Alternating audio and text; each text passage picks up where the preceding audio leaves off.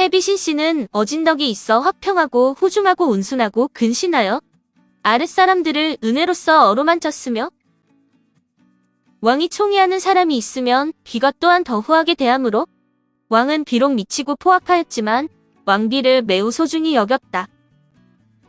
이때에 이르러서는 울부짖으며 기필코 왕을 따라 가려고 했지만 되지 않았다.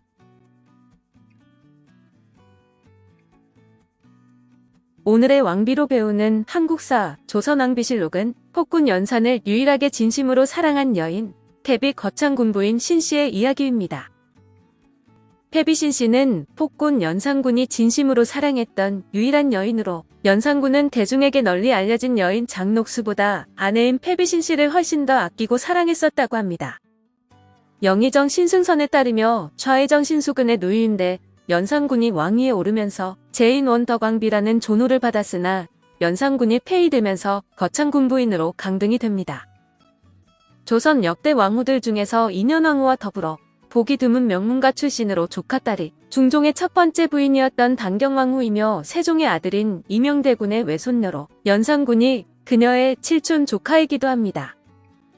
그녀의 어머니 중모현주이 씨는 이명대군의 딸로 세종의 손녀였으며 오빠 3명도 고위직을 역임했는데 언니가 남경과 결혼해 낳은 아들인 남치원이 성종의 서사녀인 경순옹주와 결혼을 합니다.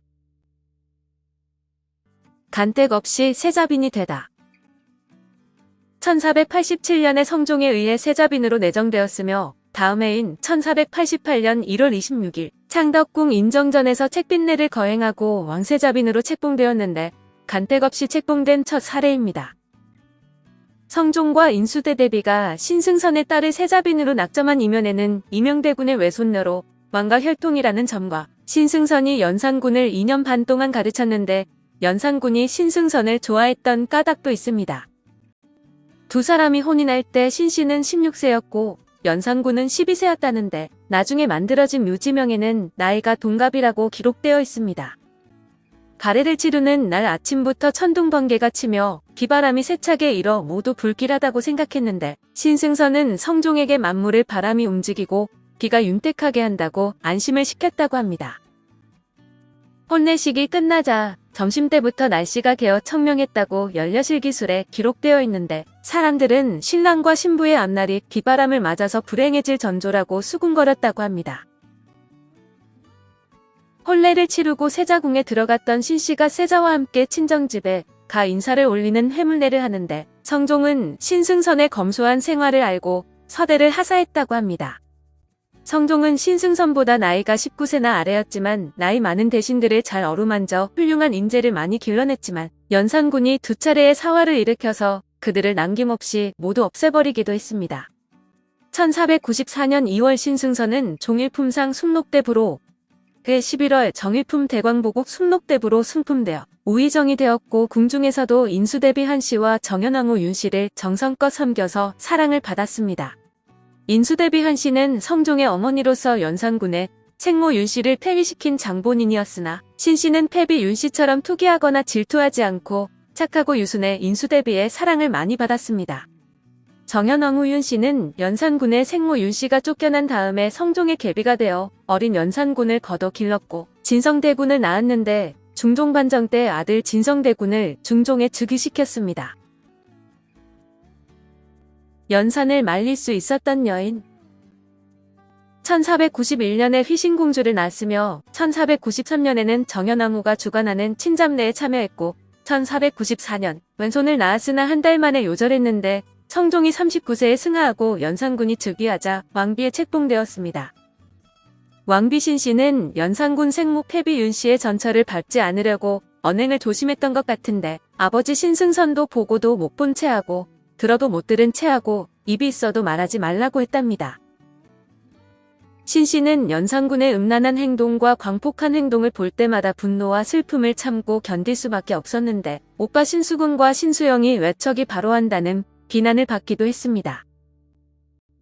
연산군의 총애를 가장 많이 받은 궁녀는 수건 전전비와 소용 장녹수였는데 특히 장녹수는 가비 출신으로 온갖 교태를 부려 연산군의 마음을 사로잡고 일남일녀를 낳아 권세와 횡포가 극에 달했습니다. 왕비 신씨는 여러 궁인들이 나라의 정치를 이처럼 어지럽게 하다니 라고 탄식하고 본궁의 노자들 가운데 횡포를 부리는 자는 곤장을 때려서 죽일 것이라고 해서 노자들은 횡포를 부리지 못했다고 합니다. 이렇게 신씨가 연산군의 수건 전전비와 소용 장녹수의 횡포를 다소나마 막았는데 중종반정 후 전전비 장녹수 기녀 백견 등은 저자 내거리에서 처형을 당했습니다. 신씨는 연산군과는 달리 덕이 있었으며 연산군과 금슬이 좋았는데 중종반정으로 유배된 연산군이 죽기 전에 한 말이 아내 신씨가 보고 싶다라는 말이었다고 합니다. 생모가 없이 자란 연산군은 부인 신씨에게 어머니의 정을 느끼고 어려운 위기가 닥칠 때마다 부인의 치맛꼬리를 잡고 자기의 방패막이가 되어달라고 간청한 적이 여러 번 있었다고 합니다. 또한 조선왕조실록을 보면 연산군이 신씨를 아꼈다는 말이 나오며 그녀와 그녀의 친척들에게 이것저것을 챙겨주었다는 기록이 있습니다. 둘 사이에는 자녀도 많았고 갑자사와 당일 폭주하는 연산군을 유일하게 막아선 인물이 신씨인데 연산군은 그 와중에도 그녀를 해하지 않고 돌아섰다고 합니다. 왕비 시절인 1497년에는 왕비가 주관해서 창덕궁 선정전에서 노인 160여 명을 불러 양노연을 행하는 등 수시로 양노연을 베풀어 노인들을 우대했다고 합니다. 중궁이 선정전에 나가 양노연을 열다. 중궁이 선정전에 나가 양노연을 행하였다.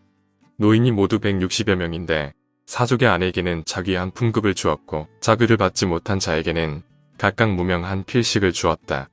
연산군 일기 21권 연산 3년 2월 27일 같은 해 12월 왕세자 황을 낳았고 1502년에 아버지 신승선이 죽었는데 이때 신씨는 만삭의 몸이라 건강이 상하는 것을 우려한 연산군이 신씨가 고글하지 못하도록 했다고 합니다. 1504년에 연산군은 갑자사화를 일으켜 연루된 대신들과 왕족들을 처형했는데 장검을 들고 계모인 자순 왕대비의 침전에 가서 행패를 부렸을 때 왕비가 극고 말려 보호했다고 합니다. 왕이 손에 장검을 들고 자손 왕대비 침전 밖에 서서 큰 소리로 연달아 외치되 빨리들 아래로 나오라 하기를 매우 급박하게 하니 시녀들이 모두 흩어져 달아났고 대비는 나오지 않았다. 그런데 왕비 신씨가 뒷조제가 힘껏 구원하여 위태롭지 않게 되었다. 연산군 일기 52권 연산 10년 3월 20일 왕비 신씨는 연산군이 황혼무도하자 밤낮으로 근심하며 간언을 했다는데 왕은 비록 왕비의 말을 들어주지는 않았지만 성을 내지도 않았고 신씨 친족들의 벼슬을 높여주거나 죄를 비호하기도 했습니다. 폐비가 되는 신씨 1506년 박원종, 성희안 등이 중종반정을 일으켜 연산군을 폐위시키자 신씨도 폐위가 되었는데 강화도로 떠나는 연산군과 같은 곳으로 보내 그를 모시며 살게 해달라며 울면서 요청했답니다. 그러나 그녀의 요청은 받아들여지지 않았고 서로 다른 곳으로 보내져 두 사람은 끝내 살아서 다시 만나지는 못하게 됩니다. 중정반정 새벽에 정천궁으로 옮겨갔는데 남편을 떠나보내고 아이들과 헤어질 때 너무 경황이 없어 신발을 잘못 신어 신발이 벗겨지자 나인이 비단수건을 찢어서 신발을 동여매어 주었다고 합니다. 유모가 세자와 대군을 모시고 청파촌의 무당집으로 갔는데 무당이 내온 밥을 보고 6세의 창녕 대군이 새끼 꿩이 없냐고 하자 내일은 이런 밥도 못 먹을지 모른다고 해 사람들이 눈물을 흘렸다고 합니다. 연산군은 폐위되어 교동으로 유배되었지만 폐비신씨는 후궁들의 처소인 정천궁에 머물다 아버지 신승선의 집을 수리하여 머물렀다고 합니다. 연산군과 달리 신씨는 평소 선량하고 후덕한 인품으로 인해 폐비로 강등되었지만 유배되지 않고 중종의 배려로 한양에 머물며 지냈는데 두 아들인 폐세자 황과 창녕대군은 사사되었습니다. 연산군의 네 아들은 모두 10세 이하의 어린아이임에도 사사되었고 신씨가 선왕의 후궁과 함께 있는 것은 좋지 않다고 해서 아버지 신승선의 집을 수리해서 옮기게 합니다. 폐비 신씨는 두 아들의 죽음을 듣고 울부짖으면서 통곡했으나 전통사회에서 대역죄인의 아들은 모두 죽이 돼 딸은 살려두었기 때문에 외동딸 희순공주는 죽지 않고 살아남았습니다.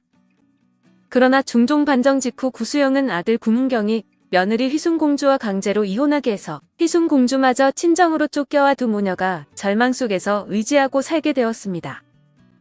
구수영은 반정에 적극 가담해 전국공신 2등에 책봉되었는데 모반대역을 저지른 죄인의 딸과 혼인한 사람들은 아내와 이혼해 신분과 지위를 유지하는 경우가 많았습니다. 그러나 대간에서 구수영의 간교한 행위를 탄핵하자 1507년에 중종의 명령으로 고문경과 휘순공주는 다시 결합을 하게 됩니다. 하지만 그녀는 폐서인 되고서도 백성들의 존경을 받았는데 태위되면 사람들에게 무시당하기 일쑤였지만 신씨의 성품과 인품 덕분에 모욕을 받지 않았고 육체적으로 힘든 삶을 살지는 않았다고 합니다. 또한 연산군 때 군으로 승격된 패비 신씨의 본향인 거창군은 거창현으로 강등되었는데 1512년 패비 신씨는 연산군의 묘를 양주해촌으로 이장해 줄 것을 상언해 중종이 허락했습니다. 연산군은 환경에 적응하지 못해 몸이 쇠약해졌는데 둘러친 가시울타리가 좁고 높아해를 볼 수가 없었고 작은 문 하나가 있어 그곳을 통하여 옷과 음식을 출납했다고 합니다. 연산군이 전염병에 걸려 매우 고통을 받는다는 소식을 듣고 중종이 의관을 보내어 치료하게 했지만 의관이 도착하기 전에 연산군은 31세의 나이로 운명했습니다. 연산군은 죽으면서 왕비 신씨가 보고 싶다고 했는데 이 말을 전해 들은 신씨는 연산군이 유배될 때 따라가지 못한 것을 후회하고 눈물을 흘렸다고 합니다. 중종의 패비 신씨가 폐출되어 정현조의 집에 살다 본가 친정으로 돌아가게 해달라고 조정의 탄원에 친정으로 돌아와 폐출된 두 왕비가 한 집안에서 같이 살게 됩니다. 1510년 휘순공주가 중종의 어가 앞에서 연산군의 네 아들이 귀양간 곳에서 죽은 뒤에 버려진 아이들의 시체를 거두어 장사 지내도록 해달라고 간청해 시신을 거둬 장례를 치르게 됩니다. 또 연산군이 죽은 뒤 6년이 지나서 신씨가 중종의 허락을 얻어 강화도 교동섬에 있던 연산군의 유해를 살고 있는 집과 가까운 경기도 양주로 이장했다고 합니다. 그때 함께 살고 있는 조카 중종의 패비 신씨는 매일 경복궁 건너편 인왕산에 올라가서 너럭바위 위에 자기 치마를 걸쳐놓고 중종이 보기를 바래 사람들이 그 바위를 치마바위라고 불렀습니다. 고문경과 2년 만에 재결합한 휘순공주는 아들 구엄을 낳다 젊은 나이에 죽었는데 신씨는 시댁의 만류에도 불구하고 기어이 남편 연산군의 묘소 아래에 딸을 묻었습니다. 나중에 사위 구문경도 젊어서 죽어 이곳에 나란히 묻혔는데 한동산에 가족의 무덤을 만드는 것은 죽은 다음에 부모와 아들, 딸이 한 곳에 모여서 영원히 산다는 믿음에서 나온 것입니다. 1521년에는 신씨의 집에 비가 새자 왕이 전교하여 속봉한 죄인 안처겸의 집을 내려주었다고도 하며 연산군이 죽은 뒤에 연산군의 신주를 직접 모신 것 같습니다. 1536년 4월에 죽으니 소생으로는 오남 일녀가 있었는데 낳자마자 죽은 원송과 이영수, 이총수, 폐세자, 이황 및 창녕대군, 이인, 휘신공주입니다. 그러나 모두 일찍 죽고 휘신공주만 서인으로 강등되어 능천군 구수영의 아들 구문경에게 시집을 가서 아들 하나를 낳았는데 패비 신씨는 구문경과 휘신공주 가문에 의지하며 살았다고 합니다. 연산군 부인의 상사의 부에 하는 일을 전교하다. 정원에 전교하였다. 조란 연산군 부인의 상사에 부의하는 일을 왕자군의 부인의 예로 하면 너무 소력하고 왕후의 고비의 예로 하면 너무 지나치니 참작해서 요량하여 하라는 것을 해줘에 전하라. 중종실록 84권 중종 32년 4월 9일 역사 속의 패비 신씨. 연산군의 패비 신씨는 어린 외손자를 키우면서 조카 중종의 패비 신씨와 함께 20여 년을 함께 살다가 1537년 6월 노병으로 돌아갔는데 향년이 66세였습니다. 6월 26일 양주 도봉산 해천리에 묻혔고 현재는 서울 도봉구 방학동의 연산군묘로 이전되었는데 친정이 몰락해 제사는 외손자인 휘신공주의 아들 구엄이 지냈고 외손자 이한눌이 물려받아 지냈답니다. 그녀는 현모양처로 평가받는데 내명부를 이끄는 왕비임에도 후궁 및 궁녀들에게 존댓말을 사용했고 세자빈 시절부터 온화한 성품으로 윗사람에게 공손하며 아랫사람에게 자애로워 존경을 받았습니다. 역사에 만약은 없지만 중종반정이 일어나기 전에 신하들은 세자만 믿고 있었을 정도로 폐세자 이황도 굉장히 총명해 연산군만 없어졌으면 역사가 어떻게 바뀌었을지 궁금하기도 합니다. 패비 신씨는 각종 영화나 드라마의 막장 남편인 연산군을 어떻게든 달래보려는 어질고 선량한 캐릭터로 나오는데 1984년 MBC 드라마 조선왕조 500년 설중매에서는 배우 한혜경이 연기를 했습니다.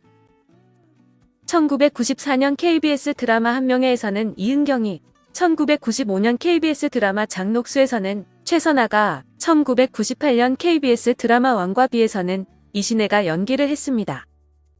2007년 SBS 드라마 왕과 나에서는 박하선이, 2011년 JTBC 드라마 인수대비에서는 홍소희가, 2017년 KBS 드라마 7일의 왕비에서는 송지인이 연기를 했습니다. 어제를 동여맨 편지를 받았다.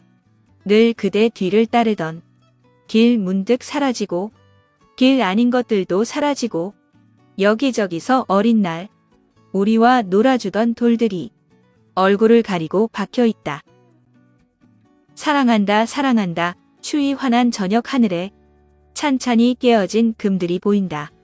성긴 눈 날린다. 땅 어디에 내려앉지 못하고 눈 뜨고 떨며 한없이 떠다니는 몇 송이 눈. 황동규 조그만 사랑 노래.